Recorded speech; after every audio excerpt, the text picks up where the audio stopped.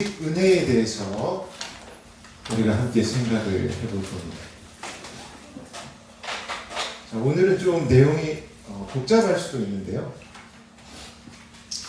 일단 우리가 이제까지 세 가지를 다 배웠어요. 오직 성경에 대해서도 배웠고, 오직 믿음에 대해서 봤고, 또 오직 그리스도에 대해서, 그리고 이번이 이제 오직 은혜입니다.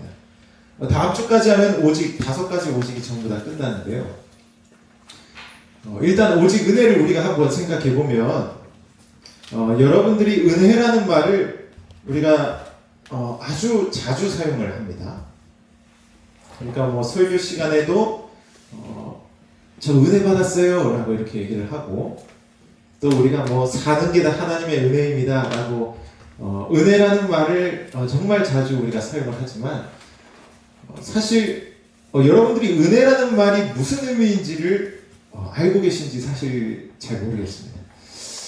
은혜를 일단 설명하려면 일단 쉽게 바꿔서 말하면 그냥 선물이라고 생각하시면 됩니다. 선물. 자, 그런데 선물이 어떤 특징이 있을까요? 주찬이 어떤 특징이 있어요? 선물하면 뭐가 떠올라요? 선물하면 기분 좋아요, 안 좋아요? 기분 좋아요? 왜 기분이 좋아요? 그렇죠. 정확히 얘기했습니다. 공짜입니다, 공짜.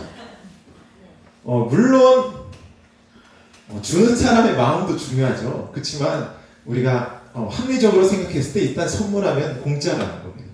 값이 없다라는 것이죠. 그래서 오직 은혜라고 하면 오직 선물이라고 얘기할 수 있고, 좀 이게 어감이 조금 이상하지만 오직 공짜라고도 얘기할 수 있는 겁니다. 자, 그런데 우리가 오직에 대해서 얘기할 때 제가 항상 말씀을 드렸지만, 이 오직이라는 것은 어떤 범주 안에서 우리가 생각을 해야 된다고 했어요.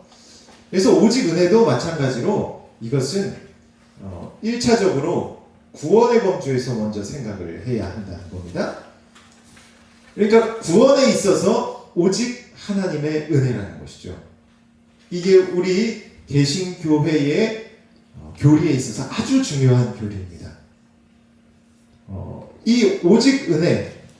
자, 이거를 이 구호가 생긴 배경은 일단 천주교회를 우리가 생각하면 돼요.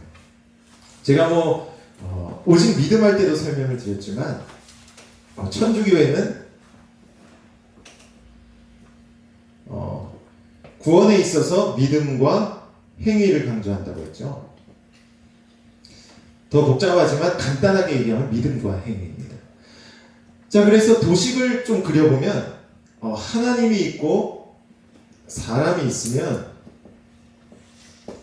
먼저 하나님이 사람한테 믿음을 주신다는 거예요. 뭐 여기까지는 비슷합니다. 자, 그런데 이 사람들은 뭐라고 주장하냐면, 믿음을 줬지만 사람이 하나님께 선행을 해야 한다고 얘기를 하는 거예요. 이 선행을 해야 사람이 의롭게 된다는 겁니다. 믿음과 지금은 부족하고 선행까지 해야 사람이 의롭게 된다는 것이죠. 그래서 그 의를 통하여서 사람이 구원을 얻을 수 있다라고 주장을 하는 거예요. 자, 그래서 이렇게 딱 보면, 자, 공짜예요, 아니에요? 아니에요. 왜 공짜가 아니에요? 행위. 그렇죠. 선행을 했기 때문에 하나님께 뭔가를 했잖아요. 구원에 있어서. 천주교회에 선행하면 대표적으로 이제 성지순례가 있습니다. 여러분들이 아실지 모르겠지만 천주교회에서는 성인들이 남긴 어떤 유적지나 혹은 어떤 유물들을 우리가 유물들을 찾아가거나 또 찾아가서 기도를 하면 그게 하나님 앞에 선행이 됩니다. 그래서 예루살렘에 방문해서 가서 기도를 한다든지, 그리고 혹은 세례 요한의 두개골 이런 게 이제 있다 하더라고요. 그런 걸 찾아서 기도를 하든지 이런 식으로 하면 이제 하나님 앞에 선행이 되는 것이죠. 그러니까 이게 예루살렘 가려면 돈이 얼마나 많이 들겠어요. 비행기 또 타고 또 시간도 한참 걸리고 이렇게 많은 것들을 투자해서 이 사람들은 하나님 앞에 의를 획득한다는 거예요. 그렇기 때문에 얘네는 결국 선물이라고 말할 수가 없는 거예요. 선물이 아닌 것이죠. 사람의 입장에서 하나님께 뭔가를 했기 때문에. 자, 그래서 선물이 아니기 때문에 얘네는 은혜가 아닌 거예요. 구원이. 자, 그러나 우리는 여기서 선행을 치워버린 것이죠. 왜냐하면 이건 성경적이지 않기 때문에. 로마서 3장 24절이죠. 의는 값없는 은혜라고 분명히 바울사도가 얘기하고 있습니다. 그래서 우리는 오직 믿음을 통하여서 하나님께 의롭다함을 얻게 되고 그 의를 통해 우리는 하나님 앞에 구원을 얻게 되는 겁니다. 그래서 구원에 있어서 사람은 철저하게 하나님께 받는 입장이라는 거예요. 그래서 우리는 선물이라고 말할 수 있고, 그래서 우리는 오직 은혜다라고 이렇게 얘기를 하는 겁니다. 자, 그래서 우리의 구원은 오직 하나님의 선물이다. 너무 당연하지만 우리가 항상 이거를 잘 기억하고 있어야 한다는 거예요. 조금 만약에 여러분들이 질문을 할 수 있다면, 이 믿음이라는 게 예를 들어서 교회에서 막 성경도 가르쳐주고 막 기도도 해줬으니까 그래서 믿음이 생긴 게 아니에요? 그러니까 사람들이 열심히 가르쳐주고 기도하니까 믿음이 생긴 게 아니에요? 라고 질문할 수도 있겠지만, 사실 우리의 교리에 따르면 믿음이라는 것은 철저하게 하나님께서 주시는 믿음이라는 거예요. 그러니까 우리가 성경도 가르쳐주고 기도도 해주는 것은 일종의 방편에 불과한 겁니다. 그것은 하나님이 믿음을 주실 수 있도록 하는 일종의 통로를 만들어준 것뿐이에요. 믿음 자체는 오직 하나님의 은혜로만 철저하게 주어진 겁니다. 이것이 우리의 아주 중요한 교리에 해당한다고 볼 수가 있습니다. 자, 그래서 구원은 오직 하나님의 은혜다. 자, 이거를 먼저 딱 기억을 하시면 돼요. 자, 그리고 이번에는 조금 다른 얘기를 하겠습니다. 자, 뭐냐면 은혜에 대해서 우리가 조금 깊게 들어갈 건데요. 여러분, 구원만 은혜예요? 또 은혜 뭐 있어요? 은혜 또 뭐 있을까요? 하나가 더 있습니다. 쉽게 말하면 만물이 하나님의 은혜입니다. 만물이 하나님의 은혜죠. 이건 뭐에 근거를 하고 있냐면 하나님이 창조주라는 사실에 근거를 합니다. 만물을 다 만드셨잖아요. 여러분, 숨 쉴 때 하나님 앞에 돈 내고 숨 쉬는 거 아니잖아요. 다 공짜로 숨 쉬고 공짜로 햇빛도 받고 우리가 공짜로 이 세상의 모든 것들을 누리고 있다는 거예요. 하나님 앞에. 자, 그래서 만물이 하나님의 은혜라는 겁니다. 그러니까 오직 은혜할 때는 1차적으로 구원인데 실은 만물에 대해서도 우리는 사실 오직 은혜라고 얘기할 수 있는 거예요. 자, 그런데 만물에 대해서 은혜라고 얘기할 때는 구원이라면 살짝 개념이 좀 다릅니다. 이거에 대해서 조금만 얘기할게요. 자, 예를 들어서 케이크를 먹었습니다. 내가 케이크를 먹었어요. 저는 이게 케이크인 줄 알았는데 이 인터넷을 쳐보니까 케이크가 맞다고요. 이건 그냥 제가 한번 찾아본 건데요. 어쨌든 케이크를 먹었는데, 자, 케이크를 누가 사줬냐면 엄마가 사줬어요. 자, 그러면 내가 엄마가 사준 케이크를 먹었으면 누구의 은혜예요? 그 엄마의 은혜죠. 엄마의 은혜요. 자, 그 엄마의 은혜면 하나님의 은혜는 아닐까요? 하나님의 은혜도 맞죠. 자, 왜 하나님의 은혜가 맞냐면 엄마가 산 케이크를 누가 만들었어요? 요리사가 만들었죠. 요리사. 자, 그리고 요리사가 만든 그 밀가루는 농부한테 왔을 거 아니에요. 그 농부가 가지고 있는 밀가루는 또 어디서 나왔어요? 땅에서 농사지어서 나왔겠죠. 그런데 이 땅에서 농사지어서 만든 밀가루를 누가 만들었냐면, 그렇죠, 하나님이 만들었다는 거예요. 하나님이. 자, 하나님이 만든 밀가루로 농부가 농사를 짓고 요리사가 만들어서 엄마가 사서 나한테 주어진 거예요. 사실상 농부가 농사를 짓는 그 지혜도 하나님께 나온 것이죠. 요리사가 만든 요리도 하나님께 나온 거고, 엄마가 사야겠다 하는 그런 구매 의욕을 가진 것도 하나님으로부터 나온 거예요, 사실. 자, 그래서 근본적으로는 모든 것이 하나님으로부터 나온 거예요. 자, 그래서 만물이 하나님의 은혜라고 했을 때는 나의 입장에서는 직접적인 은혜로는 엄마죠. 엄마로부터 받았으니까 일단 직접. 하지만 간접적으로는 하나님의 은혜라고 얘기할 수 있는 거예요. 그래서 만물에 대한 하나님의 은혜는 우리가 간접적이라고 얘기를 합니다. 그러나 구원에 있어서는 하나님이 직접 나한테 믿음을 주셨기 때문에 그래서 구원의 은혜는 직접적이다라고 이렇게 얘기를 하는 거예요. 이게 정통적인 우리의 입장이라고 보시면 됩니다.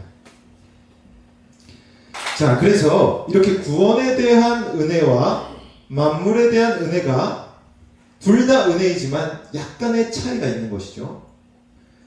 그래서 학자들이 구원에 대한 은혜와 만물에 대한 은혜를 이제 둘로 나눠서 정리를 한 겁니다. 우리가 그거에 대해서 좀 생각을 해볼 거예요. 자, 그래서 구원에 대한 은혜를 뭐라고 불렀냐면 특별 은혜라고 그렇게 얘기를 합니다. 자, 특별 은혜예요. 그리고 만물에 대한 하나님의 은혜를 일반 은혜라고 얘기를 합니다. 자, 이건 만물이고 이건 구원이에요. 자, 그래서 내용은 당연히 이건 구원이고 이거는 이제 만물이라고 할 수가 있겠죠. 자, 그러면 특별 은혜의 대상은 누굴까요? 누구한테 주는 걸까요? 구원. 그렇죠. 우리 많은데 우리가 뭐예요? 어떤 사람이에요? 신자예요, 불신자예요? 그래요. 신자에게 주시는 거예요. 이거. 구원은 신자에게만 주시는 하나님의 은혜죠. 예수님을 믿어야 구원받잖아요. 신자에게 주는 거죠. 자, 그러면 만물은 누구한테 줘요? 그렇죠. 신자 플러스 불신자예요. 아주 간단하죠. 자, 그리고 특별 은혜의 방법. 자, 주시는 방법에 있어서는 아까 말씀드렸다시피 이건 직접적이라고 할 수가 있어요. 뭔가 이게 밀리네요. 자, 직접적이에요. 특별 은혜는. 반면 이거는 간접적이라고 할 수가 있죠. 왜냐하면 우리가 살면서 모든 걸 다 공짜로 얻는 건 아니잖아요. 사람들한테 돈을 내서 사는 것들도 많기 때문에 만물에 대해서는 간접적이라고 얘기할 수 있는 거예요.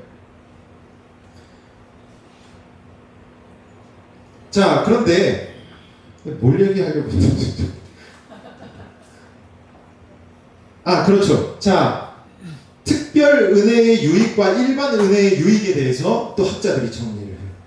자, 특별 은혜의 유익. 자, 이걸 받으면 무슨 유익이 있냐? 뭐 쉽게 말하면 내용이 구원이니까 구원이에요, 구원. 천국 가는 거예요, 천국. 특별 은혜를 받으면. 자, 근데 일반 은혜의 유익이 무엇이냐? 자, 우리가 세상 속에서 누리는 것들, 우리가 뭐 밥도 먹고 밀가루도 먹고 많은 것들을 먹을 수 있잖아요. 우리의 삶을 풍성하게 해줘요. 풍성한 삶이에요. 이것은 우리에게 풍성한 삶을 주고, 그리고 또 하나를 얘기하는데 그게 뭐냐면 죄의 억제를 얘기합니다. 우리가 오늘 이 죄의 억제에 대해서 좀 생각해 볼 거예요. 그러니까 특별 은혜는 신자에게만 주시고 구원을 주는 건데, 일반 은혜는 신자 불신자에게 다 주지만 이걸 통해서 사람들이 풍성한 삶을 누리고 죄를 억제할 수 있다. 자, 일반 은혜를, 이 죄의 억제가 왜 죄의 억제인지 우리가 이해하려면 일반 은혜에 뭐가 있는지를 좀 생각해 봐야 하는데요. 총 세 가지로 분류를 하거든요. 먼저는 자연현상이 있습니다. 이거 뭔 말인지 아시겠죠? 자연현상. 그냥 뭐 햇빛 비춰주고 비 내리고 자연스럽게 우리에게 주어지는 그런 현상들이 이제 일반 은혜입니다. 자, 그리고 사회적 계약이라는 게 있습니다. 조금 말이 어려운데요. 쉽게 말하면 우리가 사회 속에서 뭔가 약속을 하면서 형성하는 공동체를 말하는 거죠. 그래서 정부가 있습니다. 정부가 있고 뭐 시민단체 이런 것들이 이제 사회적 계약이고요. 그리고 인간이 개인적으로 갖고 있는 재능과 특성 같은 것들이 있습니다. 뭐냐면 뭐 문화, 우리 음악도 듣고 미술도 하고 이러잖아요. 이런 것들을 일반 은혜라고 보는 거예요. 그리고 양심이 여기에 속합니다. 예수님 믿는 사람만 양심 있는 거 아니에요. 세상 사람도 양심 있죠. 그래서 문화와 양심 이런 것들이 있다는 거예요. 자, 그런데 양심이나 정부, 시민단체 이런 것들이 더 세상을 악하게 만드냐? 물론 악한 정부는 더 악하게 만들겠죠. 그렇지만 일반적으로는 경찰도 있고 또 뭐 법을 통해서 재판도 하고 이렇게 함으로써 이거 두 가지가 죄를 억제하는 기능을 한다. 물론 일반 은혜로 구원받을 수 있을까요? 없을까요? 이걸로. 그래, 이걸로 구원 못 받아요. 이걸로 구원을 받을 수는 없지만 그러나 죄를 억제하는 기능이 있다는 걸 우리가 생각할 필요가 있어요. 그래서 구원은 특별 은혜에만 해당하고 일반 은혜는 구원을 제외한 만물인데 그 만물은 죄를 억제하지만 구원은 여기 없다라는 걸 우리가 조금 생각할 필요가 있습니다. 자, 그래서 이거 두 가지를 이제 알았기 때문에 질문을 던지도록 하겠습니다. 자, 1번. 자, 누가 공부를 잘해야 하느냐? 공부를 잘해야 하느냐? 1번. 예수님을 열심히 믿는 주성이. 2번. 예수님도 안 믿고 나쁜 짓 하는 개똥이. 자, 누가 공부를 잘해야 할까요? 주성이가 잘했으면 좋겠죠. 둘 다예요? 주성이 똑똑하네. 자, 공부를 잘하는 것. 자, 특별 은혜일까요? 일반 은혜일까요? 그렇죠, 일반 은혜죠. 자, 근데 일반 은혜를 신자한테만 줘요? 불신자한테만 줘요? 그래, 둘 다 준단 말이에요. 그럼 개똥이도 공부 잘하는 은혜 있을까요? 없을까요? 있어. 그 개똥이도 있어요. 주성이도 있어요? 없어요? 있어. 그래, 있죠. 그러니까 주성이 잘해야 돼. 그렇죠. 그래서 누가 공부를 잘해야 하냐면 말 그대로 공부 열심히 하는 애를 잘하는 겁니다. 자, 누가 돈을 더 많이 벌까요? 그렇죠. 돈을 잘 버는 사람이 잘 버는 거예요. 우리는 신자에게도 일반 은혜가 많을 거라고 생각하지만 사실 일반 은혜는 신자와 불신자 모두에게 하나님의 주권적인 은혜에 따라서 무차별적으로 주시는 겁니다. 그렇기 때문에 어떤 애는 태어나서 재벌 2세로 태어날 수도 있고 또 나는 예수님 믿는데 가난한 집안에서 태어날 수도 있고 이런 거예요.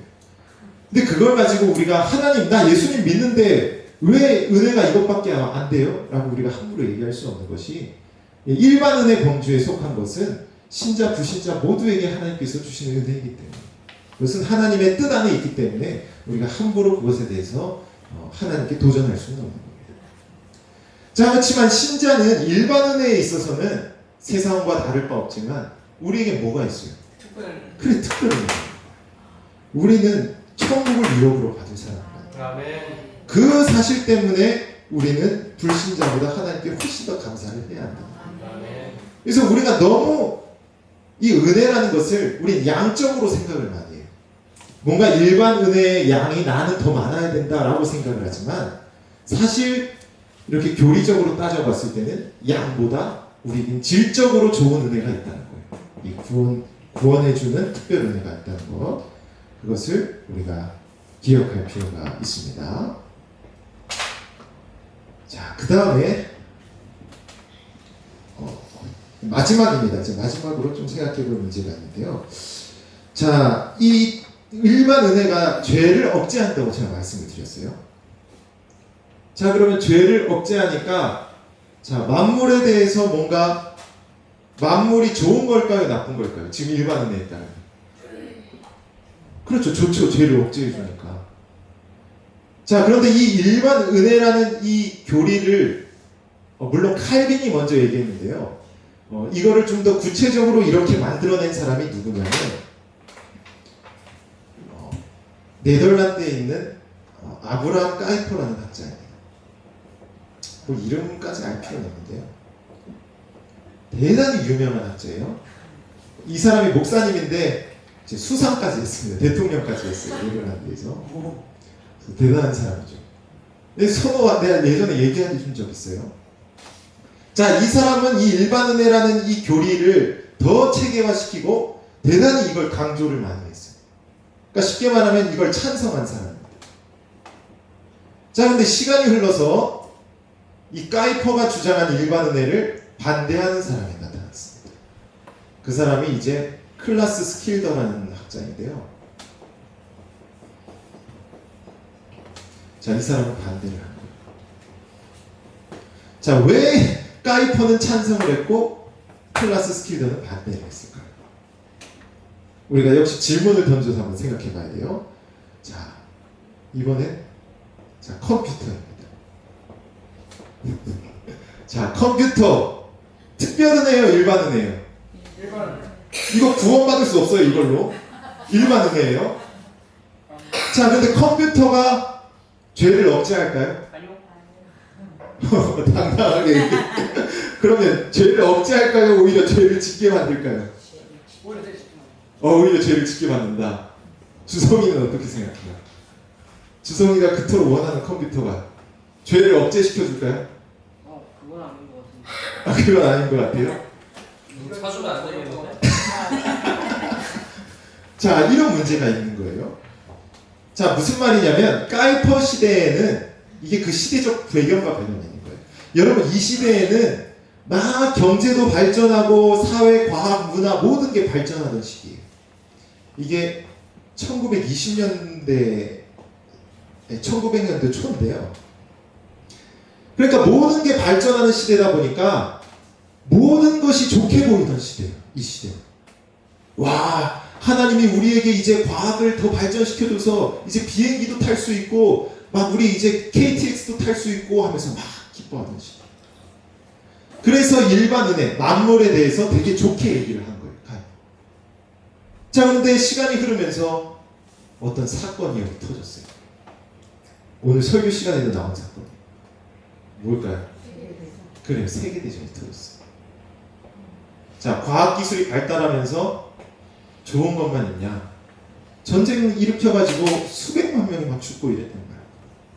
자, 이 세계대전이 터지고 나서 이제 스킬더라는 학자가 딱 보니까 야, 만물이 죄를 억제한다고? 오히려 죄 짓게 하잖아. 이거 완전 쓰레기 같은 이론 아니야? 하면서 딱 반대해요. 그래서 이 까이퍼와 스킬더 때문에 교단이 갈라졌습니다. 이것까지 얘기하기는 좀 길고요. 자, 그래서 일반 은혜에 대해서 이제 세계대전 이후로는 학자들 사이에 의견이 분분하기 시작을 하는 거예요. 우리 교단의 교수님도 이 반대하는 입장에 계신 분이 있는데요. 그래서 우리가 통상적으로는 일반 은혜, 이 개념, 이 교리 자체를 우리가 거부하는 건 아니에요. 물론 모든 게 하나님의 은혜 맞습니다. 컴퓨터 하나님의 은혜 맞아요. 그러나 이 컴퓨터를 사용하는 사람에 따라서는 죄가 억제될 수도 있지만 죄를 더 지을 수도 있다는 사실을 우리가 두 가지를 항상 다 염두에 둬야 한다는 거예요. 여러분, 이 까이퍼가 세운 교단을 애통교단이라고 하는데요. 이 교단이 까이퍼의 영향 때문에 자꾸 세상을 좋게 보는 그런 시각이 있는 거예요. 그래서 막 세상 속에 있는 것들 막 좋아서 야, 우리 뭐 요즘에 세상 사람 랩하는데 우리 교회에서도 랩하자. 이거 일반 은혜잖아. 그래서 막 하고 세상 거 막 가지고 그러면서 교회가 점점 타락하고 상당히 변질이 되었어요. 오히려 스킬더가 세운 교단은 그 순수성을 잘 유지했어요. 근데 왜 그러냐면 바로 세상에 있는 이 일반 은혜가 사람의 죄악 때문에 죄를 더 짓게 만들 수도 있는 위험성이 있다는 것을 이 사람들은 잘 알고 있었거든요.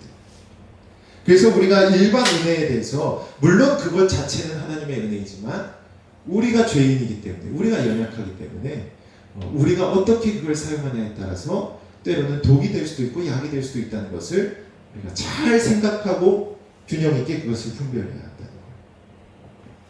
그래서 뭐 오늘날 이제 과학기술이 발달하면서 계속 새로운 것들이 등장을 하잖아요. 특히 뭐 오늘날 이제 애들이 쓰는 스마트폰 같은 거, 애들한테 이제 스마트폰을 딱 사줄 때 과연 이게 이 아이에게 약이 될 것인가 독이 될 것인가에 대해서 우리가 한번 생각해 봐야 한다.